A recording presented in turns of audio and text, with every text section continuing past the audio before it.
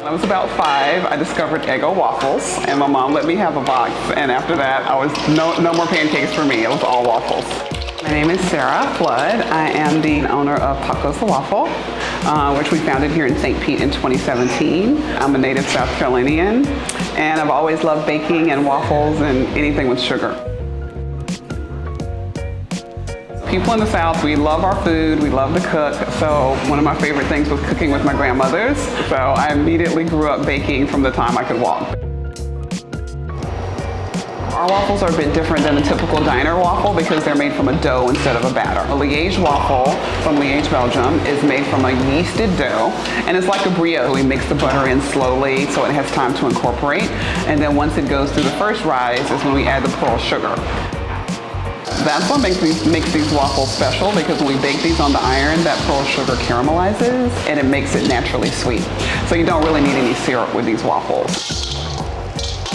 That makes it the greatest canvas to put all sorts of toppings on. We of course do the typical fruits and Nutellas, but it also makes a great base for a sandwich because you get that salty and sweet. So that's where our ham, egg, and cheese, or our sausage, egg, and cheese comes in. And you can kind of riff on those different types of savory, sweet combos.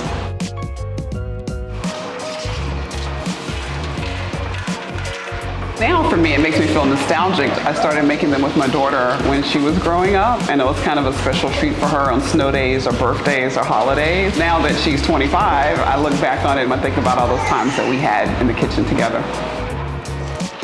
I actually posted that on Facebook almost 10 years ago. Wouldn't it be cool to have an all-waffle cafe? And so when my daughter was about to graduate, and she is an only child, that's gonna be a really big void. I'm gonna need a project to fill that space.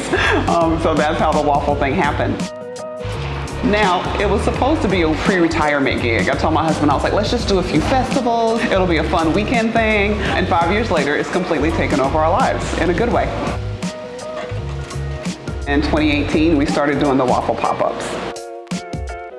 Blossom is our waffle truck. It took a while to get her fabricated. We found her down a cellar. She was an ice cream truck. She's a big billboard for us now. We do some catering and some events still, which we plan to continue. The reason I fell in love with her, when they do on the food truck, they have these waffles on the stick, and the tagline was waffles you can walk with.